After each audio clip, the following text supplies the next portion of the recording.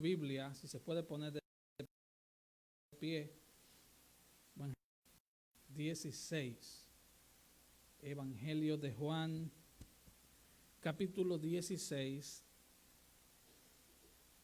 Y vamos a estar leyendo desde el versículo 16 hasta el 24. Cuando lo tenga, dígame amén, por favor. Y dice así la palabra del Señor. Todavía un poco y no me veréis, y de nuevo un poco y me veréis, porque yo voy al Padre. Entonces se dijeron algunos de sus discípulos unos a otros, ¿qué es esto que nos dice? Todavía un poco y no me veréis, y de nuevo un poco y me veréis, y porque yo voy al Padre. Decían pues, ¿qué quiere decir con todavía un poco? No entendemos lo que habla. Jesús conoció que querían preguntarle y les dijo, ¿preguntáis entre vosotros acerca de esto que dije, todavía un poco y no me veréis, y de nuevo un poco y me veréis? De cierto os digo, que vosotros lloraréis y lamentaréis, y el mundo se alegrará. Pero aunque vosotros estéis tristes, vuestra tristeza se convertirá en gozo. La mujer cuando da luz tiene dolor porque ha llegado su hora, pero después que ha dado a luz un hijo, ya no se acuerda de la angustia porque el gozo de que haya nacido un hombre en el mundo. También vosotros ahora tenéis tristeza, pero os volveré a ver y se gozará vuestro corazón y nadie os quitará vuestro gozo. En aquel día no me preguntaréis nada. De cierto os digo que todo cuanto pidiereis al Padre en mi nombre os lo hará. Hasta ahora nada habéis pedido en mi nombre, pedid y recibiréis para que vuestro gozo sea cumplido. Gloria al Señor. Padre, te damos gracias. Te damos gracias, Señor, por el gozo de nuestro corazón, porque has llenado nuestra vida de gozo por el Espíritu Santo que habita, que reside en nosotros.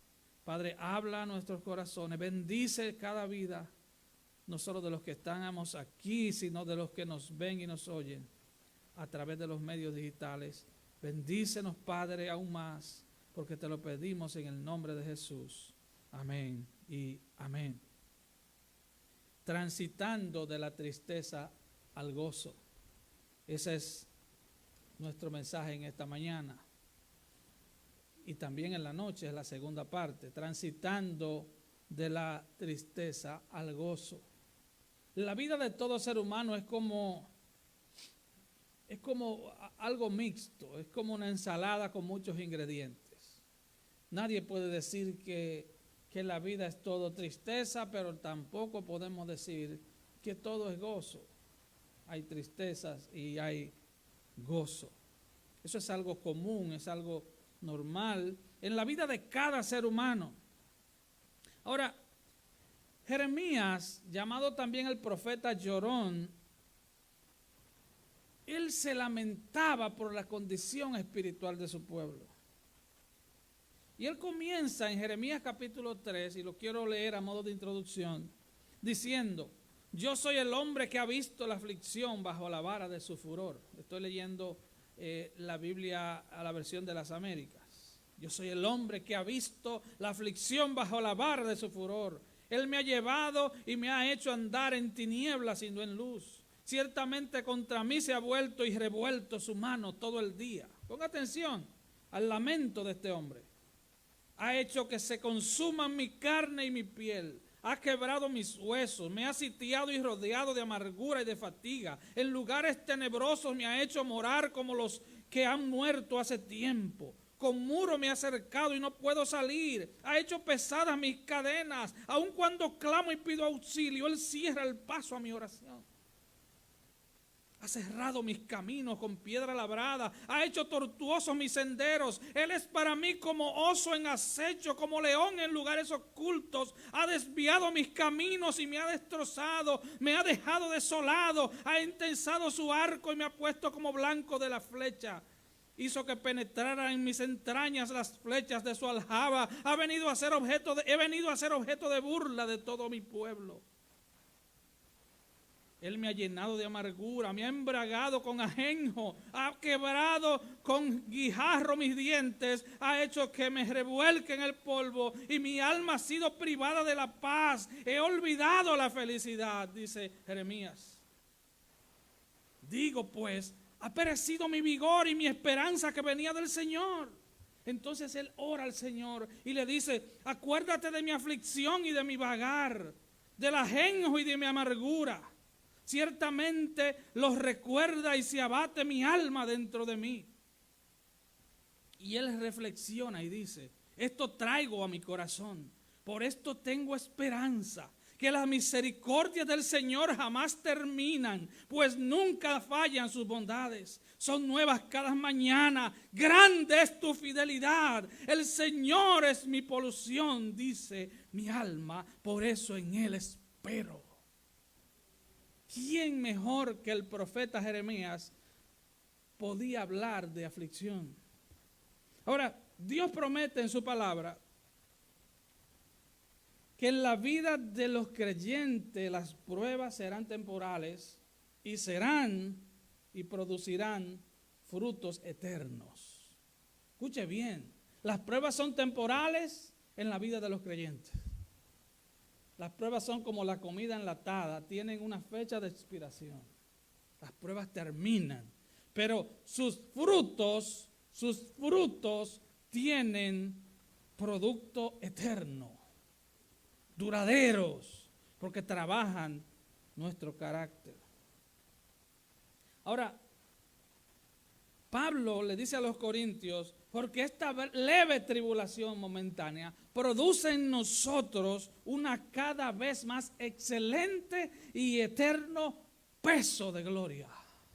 Es como que las pruebas en la vida de los cristianos quitan lo liviano de nuestras vidas. Quitan esas áreas nuestras que son ambivalentes. Santiago habla del hombre de doble ánimo. Pablo está hablando que las pruebas son, número uno, momentáneas, son leves, pero que producen un excelente y eterno peso de gloria. Las pruebas nos afirman en el Señor. Las pruebas hacen que pongamos nuestra mirada en lo eterno. El versículo 18 dice, no mirándonos nosotros las cosas que se ven, sino las que no se ven, pues las que se ven son temporales, pero las que no se ven son eternas.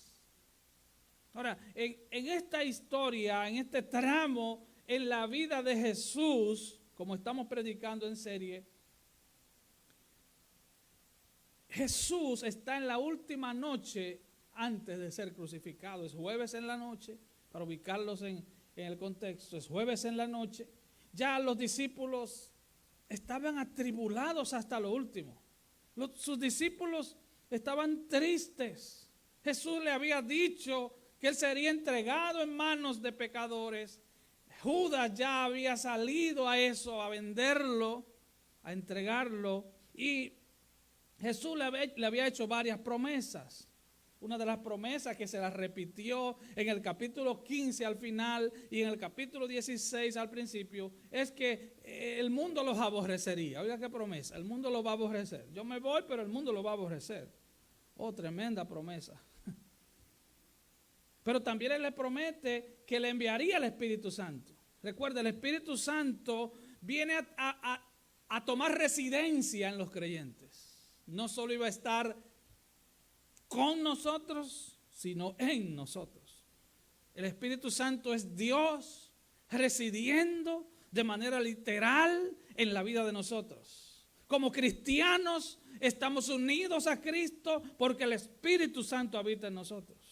Jesús le dice, le conviene a ustedes que yo me vaya, porque si me voy, no lo voy a dejar huérfano, enviaré mi espíritu para que esté en ustedes. Así que Jesús está tratando de consolar a estos discípulos tristes. Note algo, Jesús no es el que está recibiendo consolación. Jesús era el que iba a enfrentar la cruz. En unas horas él iba a ser objeto de seis juicios ilegales. 6. Si analizáramos el carácter jurídico de estos juicios, nos daríamos cuenta que los 6 juicios violaron las leyes judías. Pero no nos vamos a meter en eso porque ese es otro tema. Pero Jesús en unas horas iba a ser apresado, iba a ser golpeado, iba a ser torturado, iba a ser juzgado 6 veces ilegalmente. Y luego sería crucificado. Pero quien está consolando a los discípulos es Él, sabiendo que iba a pasar por ese trago tan amargo, la cruz. Él sabía que estaba frente a la cruz. Él sabía que iba a la cruz. De hecho, si usted estudia los evangelios, se da cuenta que Jesús estaba en control absoluto del tiempo. Si usted comienza a leer el evangelio de Juan desde el principio, se va a dar cuenta que los judíos dijeron que no haya alboroto durante la Pascua. Ellos no querían que Jesús fuera crucificado en la Pascua, porque eso podría alborotar el pueblo. Ahora yo le pregunto a usted, ¿qué día murió Jesús? El día de la Pascua. Porque como dijo Juan el Bautista, Él es el Cordero de Dios que quita el pecado del mundo. Él tenía que morir en la Pascua, porque Él era el sacrificio único y perfecto por nuestros pecados. Como diría aquella cantante dominicana, Olga Nova, ya no más sacrificio sobre el altar, ya no más. Ahora Cristo iba a morir por todos aquellos que Él venía a salvar, entre los cuales estás tú y estoy yo. Aleluya. Ya no más sacrificio, Él venía a morir. Pero los discípulos, en su actitud egoísta, pensando en ellos, porque ellos esperaban un reino mesiánico, pero ellos pensaban en un reino mesiánico y que ellos iban a ser el gabinete del rey. ¿Se da usted cuenta cuando hay cambio de gobierno en una nación, sobre todo en nuestros países latinoamericanos? Todo el mundo está detrás de su carguito. Todo el mundo está detrás de su posición. Ustedes saben eso, ¿verdad? Todo el mundo quiere su posición. Y ¿sabes qué? Ellos estaban pensando en eso. Ellos estaban pensando, de hecho, la mamá de Juan y Jacobo, Salomé, le hace una singular petición a Jesús unos días antes y le dice: Señor, quiero que en tu reino uno de mis hijos se siente a tu izquierda y otro a tu derecha. O sea, yo quiero que Juan sea secretario de la presidencia y Jacobo sea secretario administrativo de la presidencia. Porque si yo tengo a mis hijos al lado tuyo, yo voy a ser la mamá de los ministros de tu gobierno. Aleluya. Yo voy a tener poder en el gobierno que viene. Y esa era la mentalidad egoísta, carnal, pecaminosa de los discípulos hasta ese punto. Por eso estaban tan tristes. No debieron entristecerse. Él volvía a la diestra del Padre de donde había venido. Él había dejado toda su gloria, su majestad, su poderío para venir a salvar unos cuantos muertos, pecadores, malagradecidos como usted y yo. Pero ellos no pensaban eso. Ellos pensaban en su carguito en el nuevo gobierno. Pero a pesar de todo eso, Jesús, que es un Dios amoroso y compasivo, dice Mateo 15:32, y Jesús, llamando a sus discípulos, dijo: tengo compasión de la gente, porque ya hace 3 días que están conmigo y no tienen que comer. Y enviarlos en ayunas no quiero, no sea que se desmayen en el camino. Esto fue antes del milagro de uno de los 2 milagros que registra la Biblia de multiplicación de panes y peces. En Mateo 6:34 dice, y salió Jesús y vio una gran multitud y tuvo compasión de ellos, porque eran como ovejas que no tenían pastor, y comenzó a enseñarle muchas cosas. Ahora Hebreos 4:14 define a este Jesús, define a este Mesías, a este Salvador. Dice, por tanto, teniendo un gran sumo sacerdote que traspasó los cielos, Jesús, el Hijo de Dios, retengamos nuestra profesión, porque no tenemos un sumo sacerdote que no pueda compadecerse de nuestras debilidades, sino uno que fue tentado en todo según nuestra semejanza, pero sin pecado. Y termina diciendo, acerquémonos pues confiadamente al trono de la gracia para alcanzar misericordia y hallar gracia para el oportuno socorro. Así que Jesús, en su última noche, antes de ser crucificado y morir, despojado de todo egoísmo, pasó tiempo consolándolos en su tristeza. Ellos debieron haber consolado a Jesús. De hecho, Jesús tenía un círculo de amigos dentro de esos 11, ya eran 11, que eran Jacobo, Juan y Pedro. Pero ellos tampoco. Es más, ellos no podían ni siquiera orar una hora por ellos. Él iba a la cruz en unas horas. Y ellos, por un lado, debieron alegrarse, porque las promesas que Jesús le había dado eran, no los dejaré huérfanos, enviaré mi espíritu. Pero ellos estaban llenos de dolor. Él les había advertido muchas veces que él moriría y se levantaría de la tumba. Eso no era un secreto. Y para los que toman nota, Mateo 12, 39, 40, 16, 21, 20, 19, Marcos 8, 31, 9, 31, Lucas 9, 22 y 18, 33 y Juan 2, 18, 22. Son algunos de los versículos donde Jesús claramente les dijo desde el principio de su ministerio que él iba a ser entregado en manos de pecadores, que él moriría pero se levantaría. Así que en estos versículos que acabamos de leer, Jesús le hace varias promesas. La primera que le hace es que su tristeza sería corta. Oiga, cuando uno está en una prueba y uno ve una luz al final del túnel, uno tiene consuelo, ¿sí o no? Si uno ve una luz al final del túnel, si uno dice, bueno, estamos a 9, pero para el día 30 el problema termina. Se dice, bueno, hay una luz al final del túnel. Jesús le había prometido que su tristeza sería corta. Él predijo que los volvería a ver. Y como no entendieron, se lo ilustró con una parábola. Jesús era el mejor ilustrador de sus propios mensajes.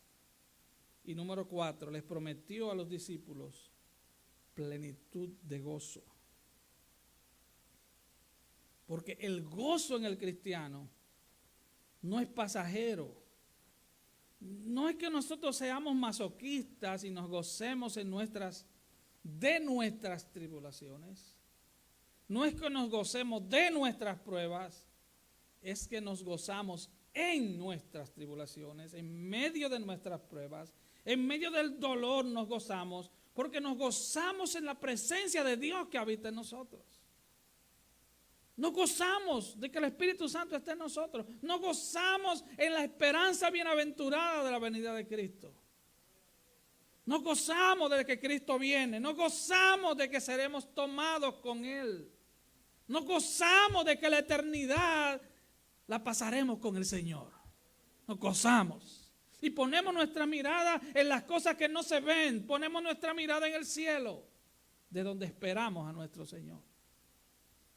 Así es que el Señor le dice, todavía un poco, todavía un poco. Ahora, todavía un poco, esta frase era común en los labios de Jesús.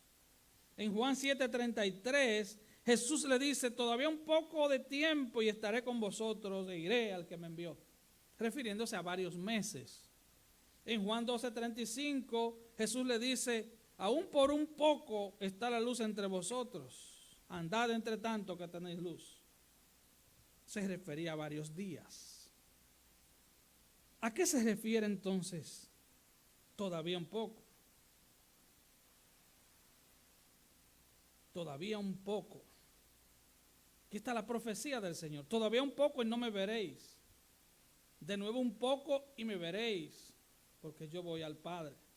John MacArthur dice al respecto de esto, parece más preciso ver esta promesa del Señor como una referencia a la venida de su Espíritu en el día de Pentecostés.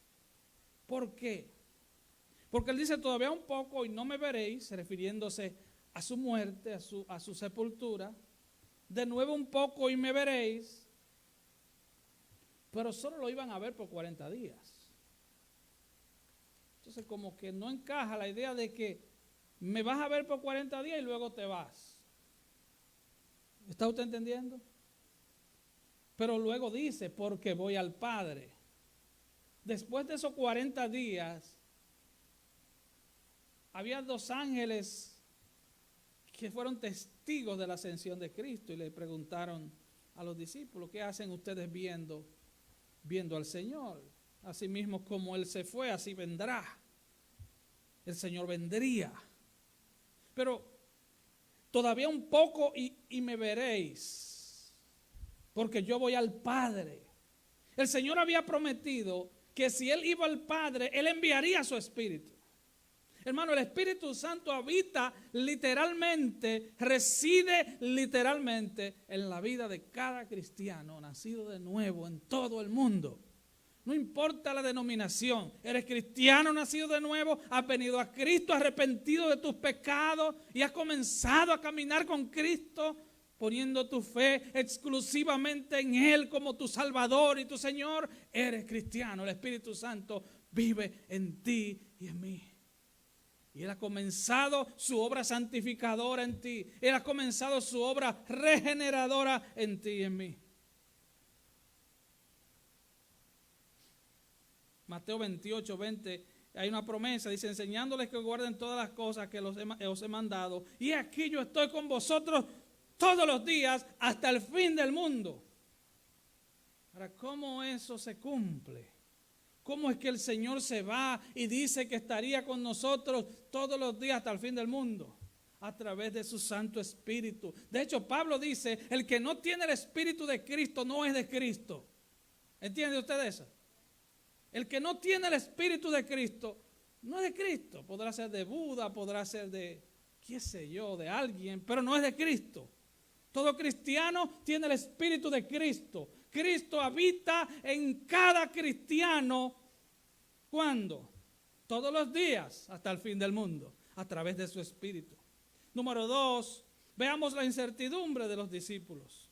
Dice entonces, se dijeron algunos de sus discípulos unos a otros, ¿qué es esto que nos dice? Todavía un poco no me veréis, de nuevo un poco y me veréis porque voy al Padre. Yo estaba confundido. Decían pues, ¿qué quiere decir con todavía un poco? No entendemos de qué habla. Versículo 19, Jesús conoció que querían preguntarle. Ellos ya no le hacían preguntas al Señor, porque ellos en su tristeza, ellos no querían la respuesta de Jesús. Ellos ya no querían. Y ellos estaban tristes. Por eso, si usted lee los evangelios, se dará cuenta que volvieron a la pesca, volvieron a lo suyo. El Señor fue apresado y todos se fueron, todos los abandonaron. ¿Por qué? Porque ya estaban tristes, ya pensaban que todo había acabado. Ellos no habían entendido la promesa del Señor de que Él resucitaría. Ellos no sabían cómo eso iba a pasar. Ellos no lo sabían. Hermano, las cosas espirituales tienen que ser discernidas espiritualmente. Ellos todavía no tenían el Espíritu Santo. Ellos todavía no podían entender. Hermano, el gran iluminador y revelador de las Escrituras es el Espíritu Santo. Y usted lo tiene, yo lo tengo. Pero también nosotros tenemos la palabra de Dios. Ellos no la tenían. Ellos solo tenían el Antiguo Testamento. Nosotros tenemos el libro completo. Lo tenemos, aunque no lo leamos, aunque esté tomando polvo en la mesita de noche o la mesita de la sala. Pero tenemos las Escrituras. Ahora Jesús conocía que ellos querían preguntarle. Ellos conocían. Entonces Jesús, sabiendo eso, le ilustra el mensaje. Versículos 20 al 22. De cierto os digo. De hecho, esta frase de cierto os digo aparece 25 veces solo en el Evangelio de Juan, que significa amén, amén. Así sea, así sea. Es la frase muy usada por Jesús para hacer énfasis en una cosa. Para decir, esto es cierto, esto es cierto. Ahora, si la palabra de Dios es cierta, imagínense cuando Jesús mismo, el Hijo de Dios, la palabra encarnada, dice 2 veces, esto es cierto, esto es cierto. Aunque Él no lo diga, es cierto, pero Él dice 2 veces, esto es cierto, esto es cierto. Y luego dice, ustedes llorarán y lamentarán. Hablando de la cruz, hablando de la crucifixión de Cristo. El mundo se alegrará. El mundo hizo fiesta, las tinieblas hicieron fiesta cuando Cristo fue crucificado. La gente pensaba, los fariseos pensaban que todo había acabado para los del camino. Así le llamaban, los del camino. No le llamaban cristianos todavía. Fue en la iglesia de Antioquía cuando comenzaron a decirle cristianos. Ahora, hermanos, ellos se alegraban.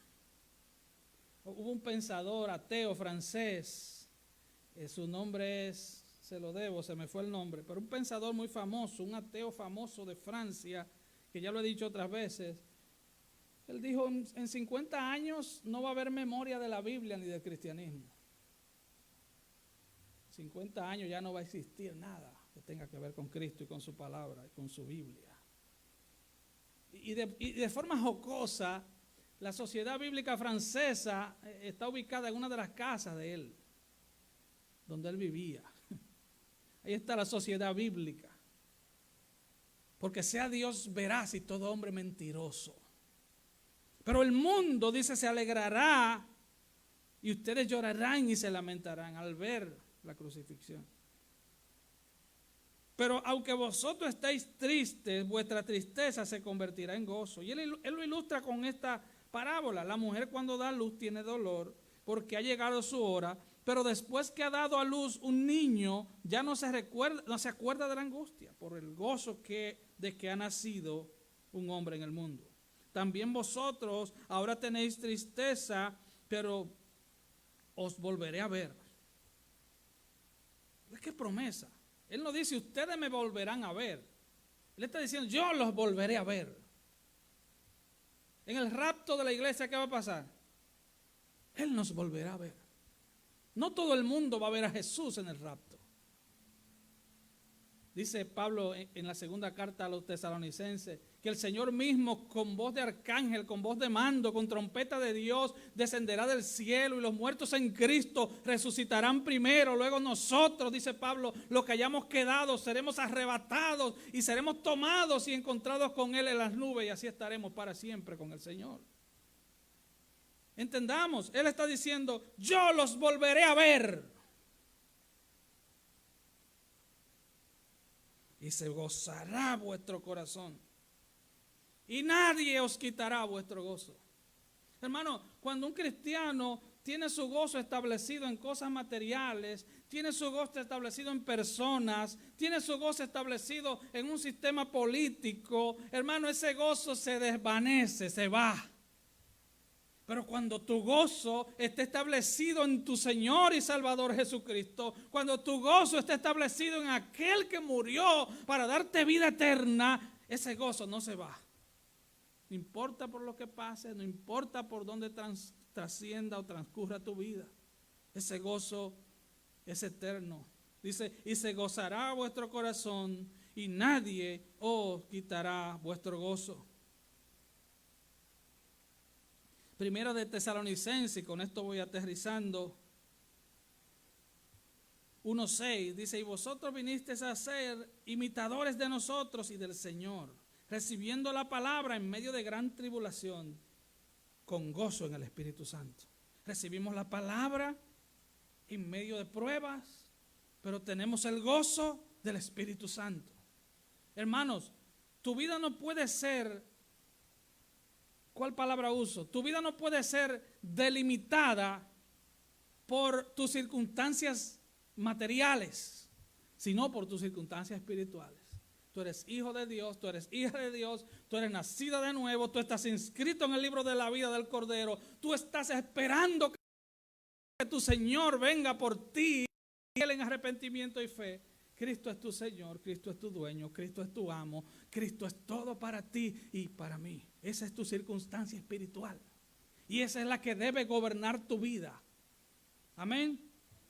Romanos 14:17, porque el reino de Dios no es comida ni bebida. No son las cosas diarias, hermano. Lo temporal no puede gobernar lo espiritual. La vida cotidiana tuya y mía, que tenemos que trabajar como burros, que tenemos que luchar, que tenemos que echar hacia adelante, eso es lo cotidiano. Eso no puede gobernar tu vida. Eso es parte del diario vivir. Quien debe gobernar tu vida es el cielo, es Cristo. Si Cristo gobierna tu vida, entonces, ¿qué sucede? Dice, porque el reino de Dios no es comida ni bebida, sino justicia, paz y gozo en el Espíritu Santo. Nos gozamos en medio de la más cruel tormenta, nos gozamos porque sabemos, alguien dijo, lo peor que puede pasar es que nos muramos, y si nos morimos estamos seguros que nos iremos con Cristo. Estando convencido de esto, que el que comenzó en nosotros la buena obra la culminará hasta el día de Jesucristo. Y Pablo decía, yo estoy seguro de en quién he creído, yo sé en quién he creído y sé que Él es poderoso para guardar mi depósito hasta aquel día. Confianza, seguridad de que estamos en Él. Gálatas 5:22, porque el fruto del Espíritu es amor, gozo, es un fruto del Espíritu. Tenemos frutos por dentro. El gozo es un fruto del Espíritu. Por eso los cristianos no es que usamos cosas raras, no es que estamos locos, es que tenemos el fruto del Espíritu llamado gozo. No es psicología, no es lavado de cerebro, es Dios habitando en nosotros. Gente, te lavaron el cerebro. No, a mí me lavaron todo mi ser. Me lavaron completo, soy de Cristo, soy de Él. Las cosas del mundo ya no me atraen, el pecado ya lo odio. Lo que antes amaba, ahora lo odio. No me lavaron el cerebro, me lavaron completito, porque nada inmundo entrará a la presencia de Dios. Nada. Y sabemos que ninguno de nosotros somos perfectos ni lo vamos a hacer. Lo que sucede es que al venir a Cristo, al rendirnos a Cristo, la justicia de Cristo nos es computada a nuestro favor. ¿Usted entiende eso? De esa gloriosa transacción donde Cristo, donde el Padre quitó nuestros pecados, se los clavó en la cruz a Cristo y nos atribuyó su justicia perfecta para que seamos vistos por el Padre como niños inocentes. Y oiga, no importa cuán bueno usted haya sido antes de ser cristiano. No importa si usted vino de las aulas de la universidad, si vino de las faltas del catolicismo romano, o si vino de un bar, o si vino de la calle. Vino sin Cristo y Cristo te dio vida cuando estabas muerto. Punto. El gozo es el fin de la vida cristiana. Pasamos tribulaciones, es cierto. Pasamos pruebas, es cierto. Pero el Señor quiere en esta mañana que entendamos que el gozo es parte de nuestra existencia como cristianos. Y si tú no has encontrado ese gozo, ven a Cristo hoy. Si tu vida todo es queja, todo es llanto. Si tú no, dice la Biblia, gustad y ved, dice el libro de los Salmos. Gustad y ved. Saboréalo y ve que Dios es bueno. Dichoso el hombre, la mujer que en Él confía. si tu vida todo es llanto, todo es tristeza, si tu vida todo es queja porque crees que todo es malo, ven a Cristo el Señor. Ven para que conozca el verdadero gozo. El verdadero gozo, que es el gozo de tener el Espíritu Santo. Que es el gozo de tenerlo a Él. Y termino con estos versículos de 1 de Pedro 1, 3 al 8. Bendito el Dios y Padre de nuestro Señor Jesucristo, que según su grande misericordia nos hizo renacer para una esperanza viva por la resurrección de Jesucristo de los muertos, para una herencia incorruptible, incontaminada, inmarcesible, reservada en los cielos para vosotros, que sois guardados por el poder de Dios mediante la fe, guardados por el poder de Dios mediante la fe, para alcanzar la salvación que está preparada para ser manifestada en el tiempo postrero, en lo cual vosotros os alegráis, aunque ahora por un poco de tiempo, si es necesario, tengáis que ser afligidos en diversas pruebas, para que sometida a prueba vuestra fe, mucho más preciosa que el oro, el cual aunque perecedero se prueba con fuego, esa fe sea hallada en alabanza. Pedro, guiado por el Espíritu Santo, inspirado por el Espíritu Santo, él dice, tu fe tiene que ser hallada, encontrada en alabanza, aún en medio de tu tribulación y tu prueba. No puedes permitir que Satanás te secuestre tu alabanza. Entienda eso, hermano. No podemos permitir que el coronavirus nos secuestre la alabanza. Esto no le tomó por sorpresa a Dios. No podemos permitir que nada nos robe el gozo. Sea hallada en alabanza, en gloria, en honra cuando sea manifestado Jesucristo, a quien amáis sin haberle visto, en quien creyendo, aunque ahora no lo veáis, os alegráis con gozo, con gozo, con gozo inefable y glorioso. Con gozo inefable y glorioso. Hermanos, hermanas, el mundo le vende un gozo totalmente descompuesto. El mundo ofrece un gozo barato, un gozo fundamentado en cosas. Cristo ofrece un gozo inefable y glorioso. Un gozo inefable y glorioso. El gozo de saber que estábamos muertos y ahora estamos vivos en Cristo. El gozo de saber que aunque Satanás vino a robar, matar y destruir, Él vino a darnos vida y vida en abundancia. Hermano, hermana, regocíjate en medio de cada situación de tu vida. Pon tu esperanza en Él y solo en Él. Gustad y ved que bueno es Jehová. Dichoso el hombre que en Él confía. Pon tu confianza en Él para que sigas transitando de la tristeza al gozo. Ponte de pie, por favor. Aleluya. Gloria a Jesús.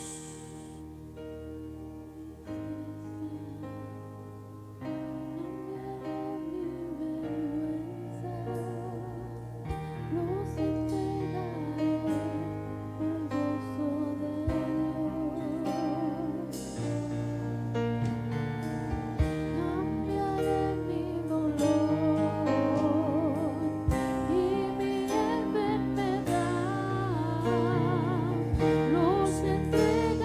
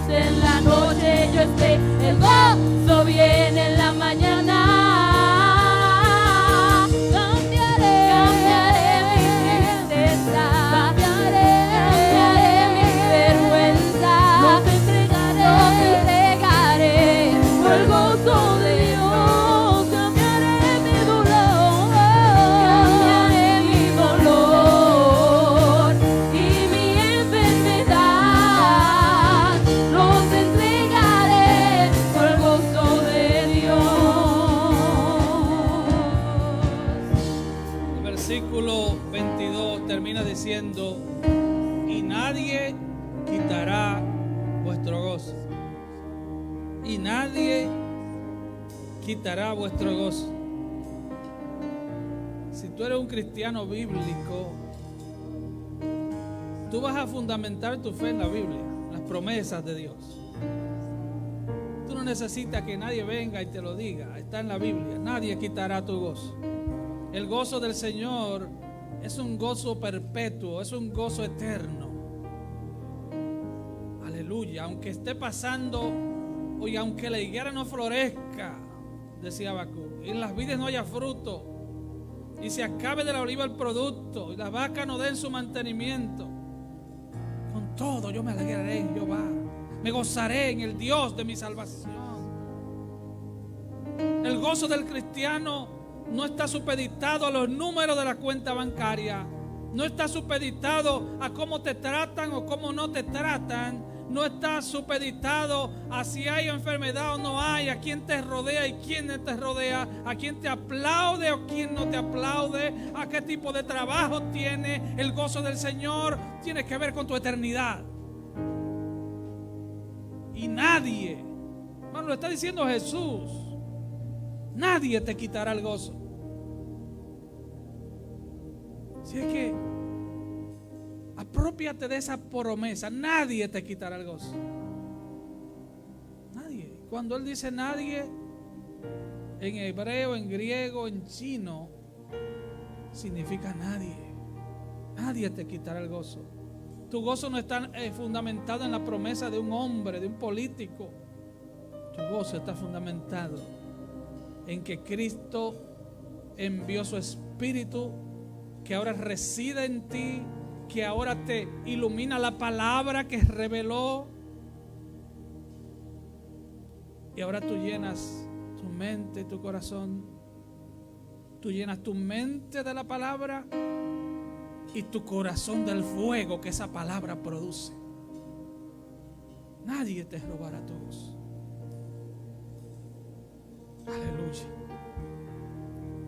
Y si tú no estás disfrutando de ese gozo, ven a Cristo el Señor, ven arrepentido a Él. Hazlo hoy. No te pases la vida buscando gozo donde no lo hay.